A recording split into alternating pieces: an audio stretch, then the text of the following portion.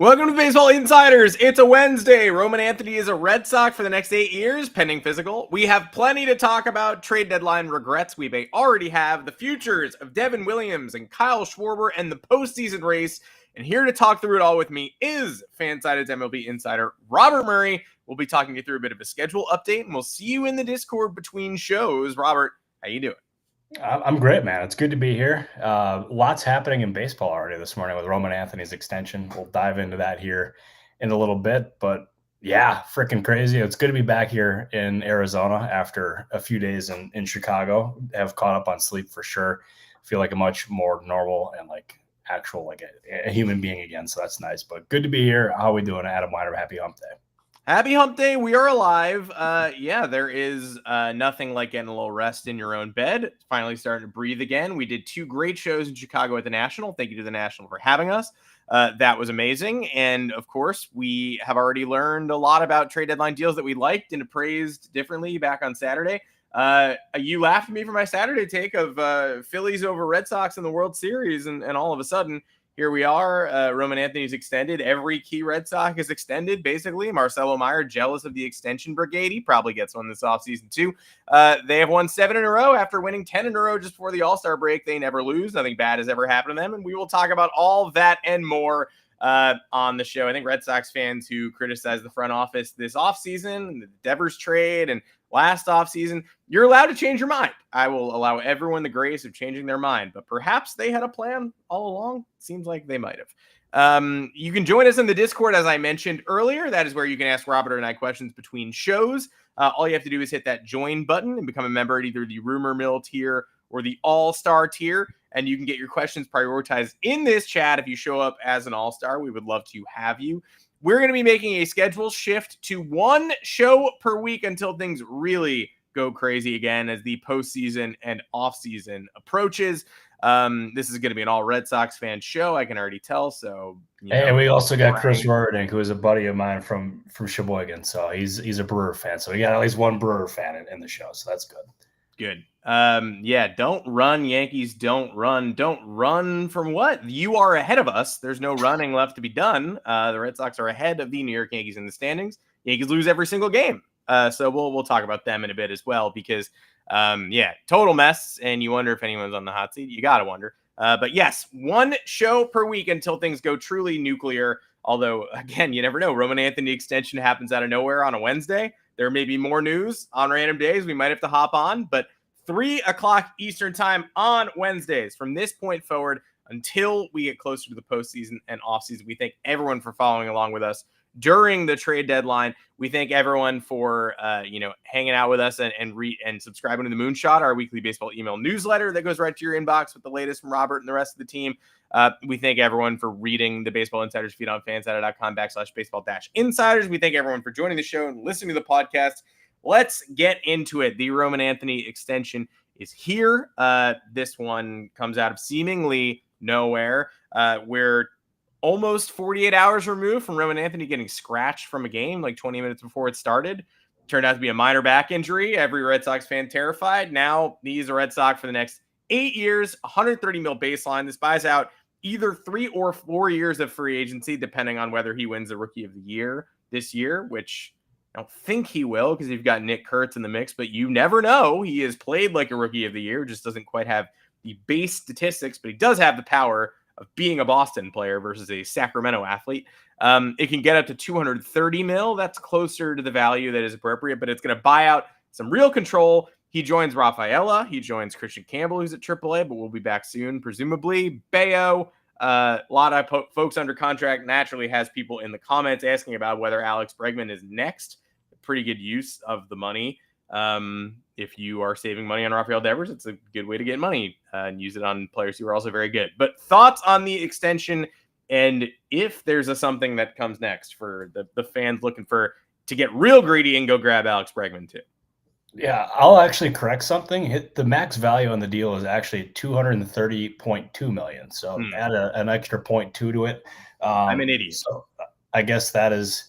I guess that's something we can add to it as well. And Garrett Crochet is another one that they extended to. So they definitely have a nice long-term foundation in place there in Boston. And from what I gather, this deal happened very quickly, and it was not something on the radar for many people, even as of like last week. But it ended up getting done here between Roman Anthony and the Boston Red Sox. It's 8 years for $130 million, which kind of similar to Jackson Merrill's 9 years for $135 million. Obviously, it's a higher AAV, and there's escalators similar to what Merrill had as well.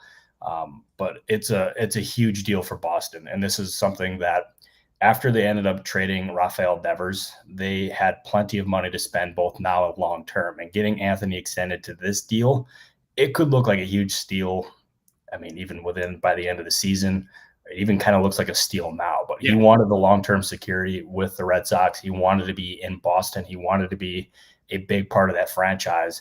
And they signed him for what? Like not almost a third of what they ended up getting Devers. I want to say $6 a year, I think. I mean, the 0.2 is important when the money is like this. Yeah. See, no, I had to make sure I added the 0.2 in there. But no, this was a tremendous deal for the Red Sox and for Craig Breslow. This, between getting Anthony extended, getting Crochet extended, those are two probably face of the franchise types. You have an ace in Crochet. You have Roman Anthony, who can absolutely be an MVP candidate if everything continues to go right for him. Like, he is an insanely talented player. So I give Breslow a lot of credit. He's gotten a lot of criticism publicly for sure, but he deserves his praise here because this deal, I mean, if he reaches his potential, it could be one of the biggest deals in recent baseball memory.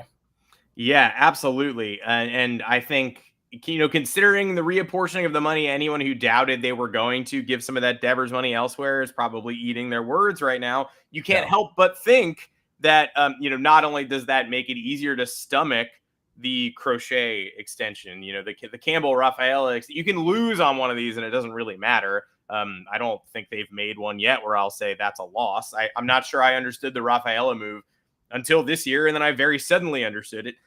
So, whether you're moving the money elsewhere or, to a Bregman, or you're just accounting for the players you already signed and leaving yourself the ability to go make another free agent splurge, you've done yourself some good business here. And I think any Red Sox fans who had doubts about the Craig Breslow admin are hopefully eating their words. Because again, I hope I've made this perfectly clear. I'm very jealous. Like, I'm obviously jealous. They get the business done. They're either a middling team that's sort of out of the spotlight, or they make the playoffs and win the World Series. They rarely make the postseason and don't win the World Series.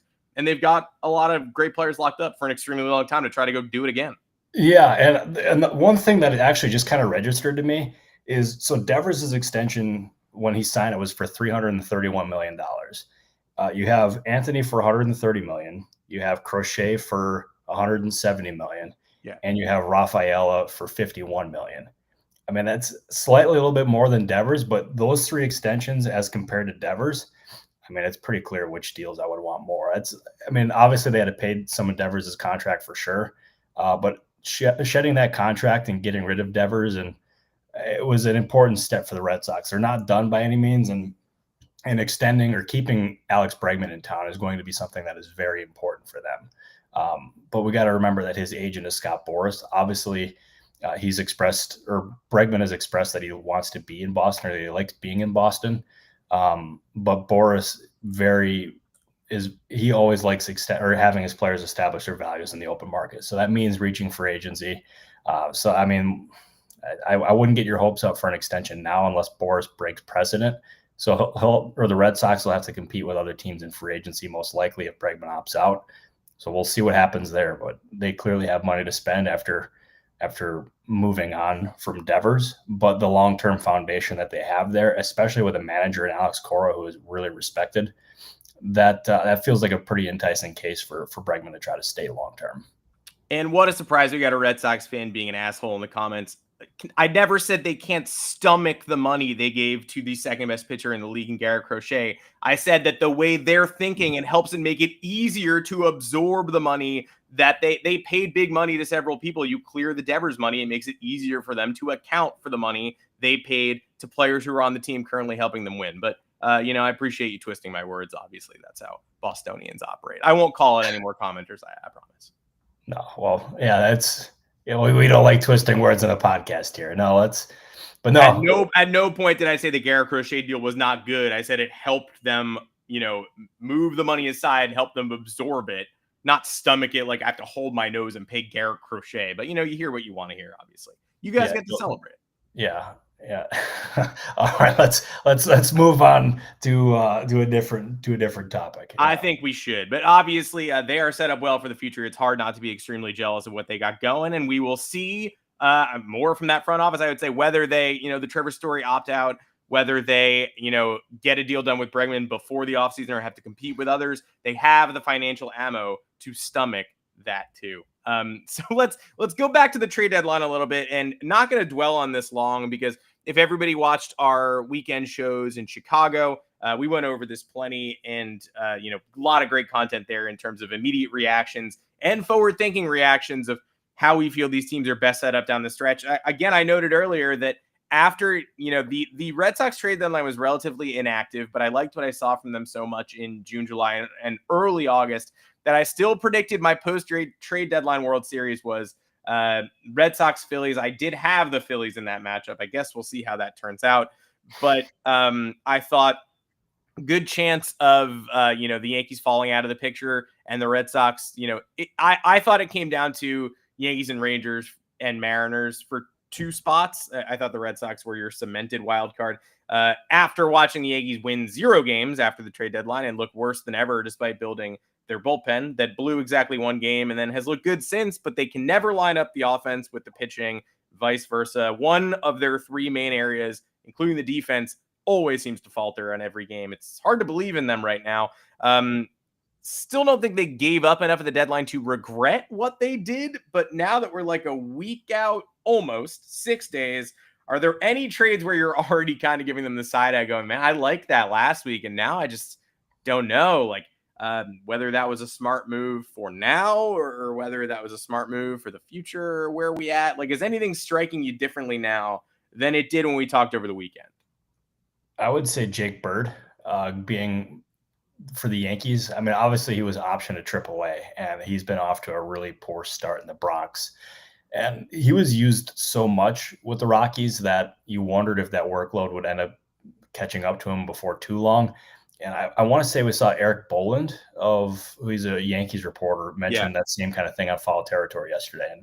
And I asked some other scouts, and they said something very similar to what Eric said. So I want to give Eric his props for what he ended up mentioning, because I think there was definitely some validity there for sure. And they were obviously aware of that workload that he had in Colorado, and clearly he struggled so much early on that after 5 days he was optioned to AAA. So obviously not great. A lot of time for him to bounce back, but not a good start there. And then the other one that's obvious is Mike Soroka with the Chicago Cubs. And the Cubs, even Jed Hoyer mentioned it yesterday to other reporters that were on the scene, is they saw his velocity dip, Soroka I'm talking, but they still wanted to acquire him because they viewed him as a higher upside guy than some of the other players that were available. And the price was just in a spot where they felt like they couldn't pass it up. They realized the risk when they ended up doing the deal, and it's looking like it's at least possible that they gave up prospects for 2 innings of Mike Soroka for this season. So I hope he's not done for the year. I don't know exactly what his situation is there. But obviously this could not have been a worse start to Soroka's time with the Cubs. And he even said he wanted to be with the Cubs. It's an organization he's had his eye on for a while. And who knows? I mean, maybe it ended up lasting for 2 innings. We'll see, but not great. That's actually, I swear I'll stop talking about the Red Sox at some point. But there's this thing where it feels like some front offices feel the need to decide between one thing or the other. And yes, the Red Sox in a way did that with Devers versus these extensions, when theoretically this massive market team could have just kept Devers, paid all of these folks, but they pretty clear they prefer Bregman the player, so that's why that was done. But the Cubs, getting Soroka, and the idea that it's like Soroka or a controllable ace, you could go ahead and grab both things as long as you're willing to pay the price. There's also a different controllable, a different rental starter that you could have gone and grabbed versus Soroka. So if you need to make that choice and say, I don't want to pay the price for Mackenzie Gore, who's also been pretty bad, I'd rather go grab a rental. Okay, well, Merrill Kelly, Charlie Morton, these are people that maybe make more sense. But if you believe in Soroka, you can go ahead and get an alternative, a backup plan, a second option. And now the Cubs are left with just this bizarro world, sad declining velocity 2-inning trade. Yeah, and I mean, we also got to look at it too. And there's something I want to. This is going to be a loaded answer, so bear with me on this one. But there were not that many starting pitchers who were moved overall at this deadline. It was a very reliever heavy deadline, and we saw arms like Mackenzie Gore or Mitch Keller or Sandy Alcantara or Edward Cabrera. None of them moved, despite all the rumors that were going around. And even some rental options weren't moved as well, like Andrew Heaney or some of these other guys as well. And I was very critical of what the Pirates did or didn't do at the deadline, and I went pretty hard after them. But when teams are not willing to pay the price that you're looking for, you don't have to move a guy like Mitch Keller. And it seems like no team was really anywhere close to like ponying up to get Keller or even Andrew Heaney or even IKF or anyone like that. So upon further review, I think my criticism of the Pirates is kind of misdirected. So I wanted to kind of wear that one or just, correct my take on it. But there's just, there's more that goes on behind the scenes than I think anybody is ever really aware of. But no, like the pitching market overall, like the starting pitching market overall was very stagnant. So I can't fault the Cubs for not getting a frontline starting pitcher, because you look at Gore or any of these other high-end pitchers, the prices on them were just absurd. And getting them would have resulted in gutting your farm system, and that's not something that they wanted to do or any team in that position really wanted to do either. I'm going to toss it to a Doc question asking about who you think the best steal of the deadline was. I think that's a good follow-up. And I apologize for not putting it on the screen. I'm clicking these and they're not showing up on my screen. So got a little bit of some busted tech here. And so I'm just going to be keeping track of the comments and reading them out loud. But thoughts there? That's a great question. I admittedly have not thought much about that. Do you have one off the top of your head so I can try to think about this one? Oh, I mean, Jake Bird, hands down. No. Good shout. Yeah, either Jake Bird or Austin Slater, who played 1.1 games before going on the injured list. I think I need a little bit more data here to be honest. It's a good question. And I wish, I feel like this hasn't unfolded yet. I feel like I need to see, a Dustin May pitch. Yeah, no, I would agree. I'll actually, this is not like an answer to your question, but I'll go with most underrated player in baseball. It's Nathan Eovaldi. The year that he's had, why is he not getting more recognition nationally? Like if we're talking steals, getting him in the offseason, they obviously ponied up quite a bit. There were other teams that were very aggressive after Eovaldi, but he liked Texas. He wanted to be in Texas. There was as I said, there was other enticing possibilities. And any team would have been significantly better with Eovaldi heading the rotation. Because look at his numbers this year and his production that he's had from the beginning of the year to now. He's one of the best pitchers in baseball, and it feels like nobody outside of Texas is really talking about him. So shout out to Eovaldi, because he deserves a lot more love. Didn't make the All-Star game for some reason. Has like a 1.38 ERA this year. I would agree with that for sure. Yeah, it's crazy. And how wasn't he an All-Star? I mean, you know me, Adam. I don't give a rat's ass about who gets in the All-Star game or not. But if there's anyone who deserves it, it's Eovaldi for sure. And you know me, I definitely do give a rat's ass about who makes the All-Star game. And every year there's a how didn't he make it All-Star? There's a guy who finishes fourth in the MVP. And you're like, didn't have an All-Star season? Are you kidding me? Eovaldi is one of the more egregious ones I've ever seen. And certainly the one this year with all of those replacements on the AL pitching staff. We're going to send, no offense to Carlos Rodon, we're going to send Carlos Rodon and not Nathan Eovaldi. I mean, okay. Yeah, no, I don't get it. I don't get it at all, but I wanted to give him some love because I cannot believe we haven't given him the love that he deserves this season. So Nathan Eovaldi, if you're watching this, which I don't think you are, but if you are, apologies to Apologies to you for not giving you some love before today. Yeah, Nathan Evaldi told me he's watching Stacking the Box, but maybe he'll listen to the audio feed here or join the Discord. We'd love to have him. Let's kick the ass of the team that everybody's. If you're a Red Sox fan, you're watching for the Roman Anthony extension. You're probably waiting for the misery talk about the New York Yankees as well. Might as well give it to you. I mean, sometimes it just feels like there's, sometimes the New York Yankees do a lot of things wrong, right? And, they have a weird offseason where they forget to get a third baseman, or they leave holes in the rotation, or just like terrible injury luck befalls them. And you can say, oh, they look terrible and I blame Brian Cashman, or they look terrible and you can just blame the medical stuff. This year, they've done a weirdly good job of overcoming a lot of injury issues. Brian Cashman had a weird offseason that set him up for a pretty good trade deadline where he got a lot of business done. And I don't think there was a lot of arguing. And you'll have naysayers now saying, oh, I didn't like David Bednar's barrel percentage. Okay, sport. Like, you were not saying that last week. Or like, there were warts to Doval and Bednar, and both struggled last year. But it's hard to do a better job on the fly than Brian Cashman did at this trade deadline. And the team leads all of Major League Baseball in team WAR, and they stink. They give games away defensively, bullpen, and it's hard not to pin a lot of that. You can pin it on the players, and you should, but it's hard not to pin a lot of that on Aaron Boone, who admitted that the choke job in Miami right after the deadline got to the team and got them down and sent them down a bad pathway, which can't have that. Like, you have a team showing up every day since that moment that feels like they're going to lose a baseball game, and they have. And when it comes to in-game decisions, Devin Williams blows a save in the opener of this Texas series. Not his first blown save. He's got like a 5+ ERA in the month of July. The trade's not working out, right? You just acquired 2 other closers. Probably got to use one of those guys as the closer, or maybe Luke Weaver.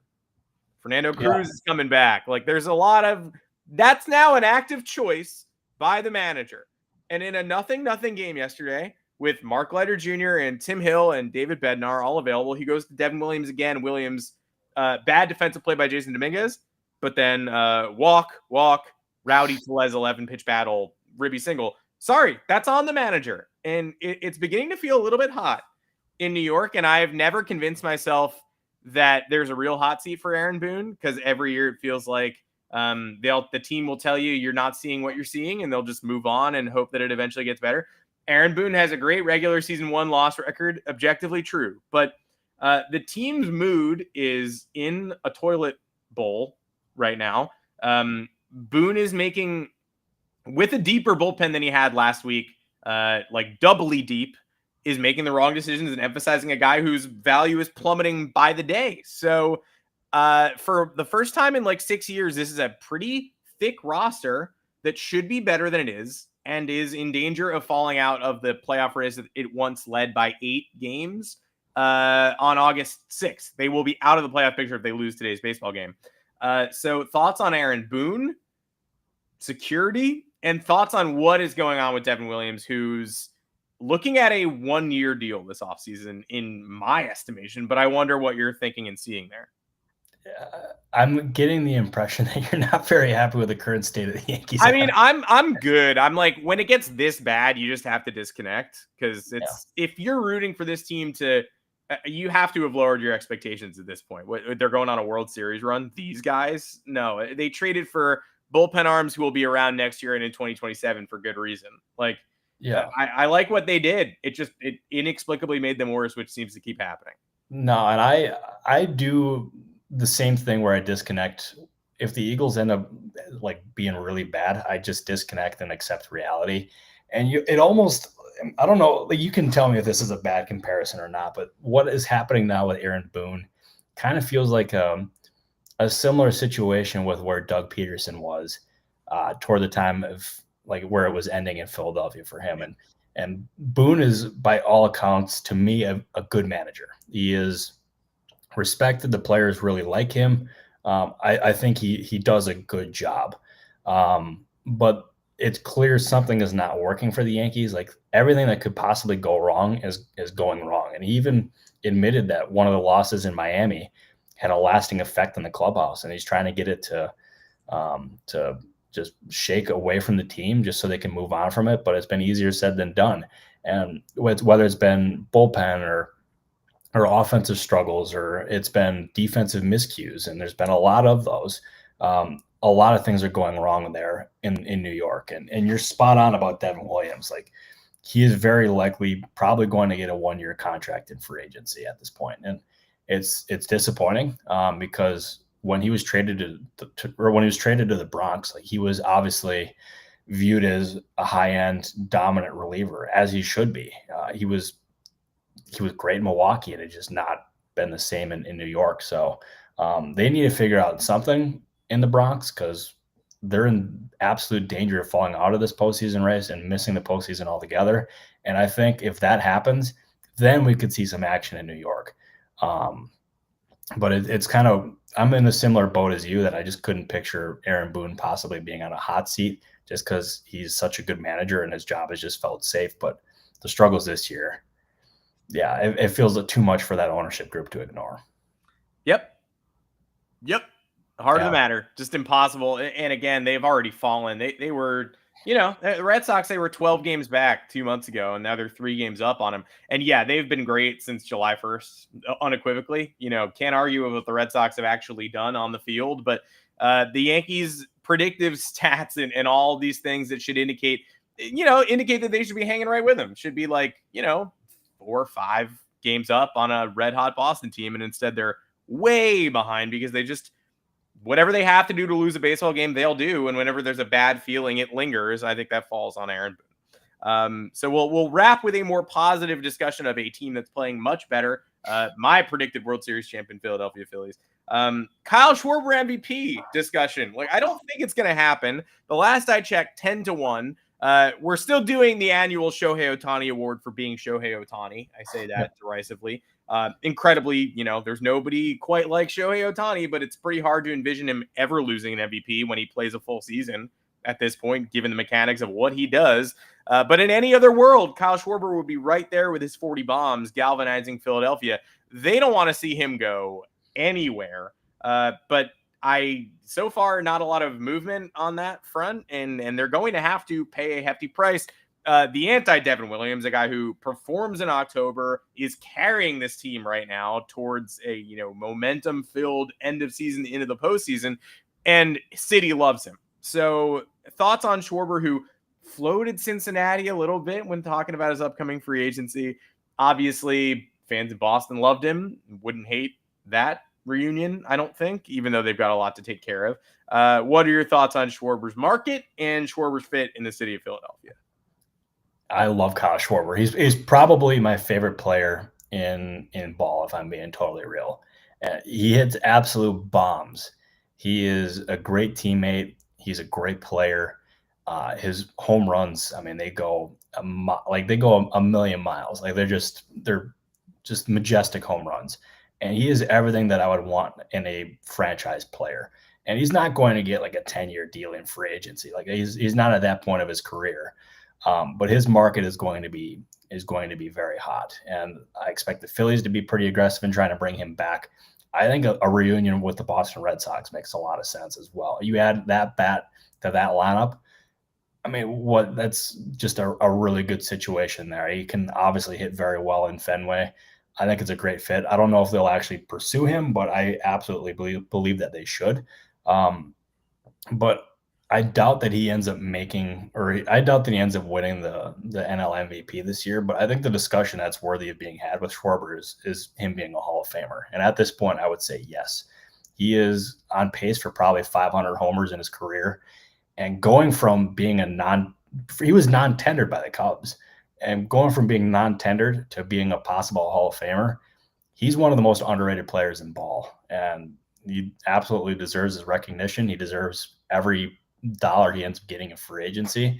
And this is going to be a pro Kyle Schwarber podcast for a while during free agency, because hopefully I can break that one. We'll see whenever he ends up signing. But yeah, that's a hell of a player, and whoever signs him in free agency is going to be a lot better for it.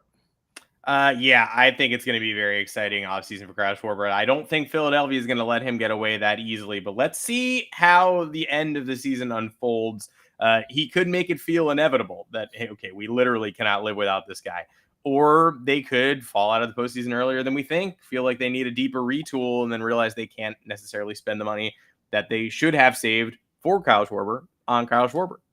That's why this is the place to be during the offseason. We'll keep you updated on everything, the goings on, the rumors, pre-winter meetings, during and after. And we thank everybody for joining us on an episode that started with me dealing with my least favorite fan base, but also, yeah, obviously a team that I respect tremendously. Those Boston Red Sox. I wish all Red Sox fans would see what I see, that it's a pretty good life. 4 titles since 2004. You sign every player you want to sign this offseason and into the regular season. Again, if I were you, I would be happy. And you guys are happy now, so I don't think I'm lecturing anybody. But no, yeah, they're happy for sure. Their positivity is definitely being felt compared to where it was in the offseason or just, I don't know, recently. Yeah, it's good to see Red Sox fans happy, despite I think you not being too happy about that. Well, yeah, I mean, I obviously wish that I was happy also. It's a fun rivalry when everybody believes in their team, and instead the Yankees are on this entire era of just good regular season, piss poor postseason, and now we're not even doing the good regular season thing anymore. So it is what it is. No, that is the truth. But no, good show today, my friend. We ended up getting there, despite some early turbulence from Red Sox fans, but we got there. Yeah. And I just want to say that I appreciate you, Adam, and everyone in the comments. I appreciate you. And well, Adam, our lovely producer for the day, I appreciate you. Some sort of broken comment button. Yeah, who the hell knows? If anybody knows how to get the comments up, let me know. Yeah, no, it'll keep me up at night because I don't have the answer for that.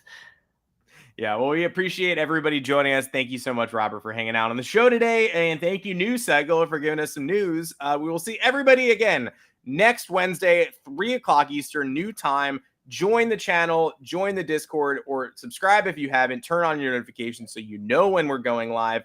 Hit that button. Hit as many buttons as we offer you. We would love to see you back here next week listening on the audio feed. We're going to have guests over the next couple months. We're going to try to make every show special. And then when the offseason comes and the postseason, expect an expansion, blowout, etc. All the good stuff. Until next Wednesday, I'm Adam Weinrib for Robert Murray. We will all see you later.